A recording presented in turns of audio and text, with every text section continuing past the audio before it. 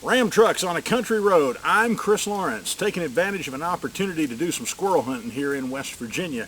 The opening weekend, September 7th of this year. It's a lot earlier than we're used to. As you can see behind me, a lot of foliage still on these trees, and very little of it has changed depending on what part of West Virginia you're in. You're going to have to look a lot harder into the tops of those hickories and oaks if you want to find yourself a bushy tail moving around up there and get a clear shot. Now, West Virginia has a tradition of squirrel hunting.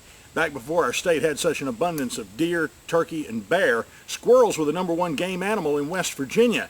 And it might be hard to believe, but 30 or 40 years ago, the first day of squirrel season was as eagerly anticipated then as the opening day of buck season is now in West Virginia. Today, it's not nearly as popular as it once was, but it's still a lot of fun. And this year in West Virginia, the DNR tells us they're expecting an average number of squirrels. Last year's mast was fair across the mountain state, and typically a mast year will dictate what the following year's squirrel population is going to be. If you have a really good mast year, you're going to have a lot more production, a lot more reproduction.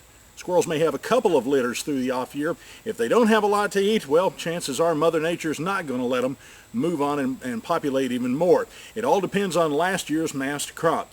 A lot of fun in West Virginia, particularly if you've got a youngster. Take them out squirrel hunting and enjoy a great day afield trying to find them in the high trees of West Virginia.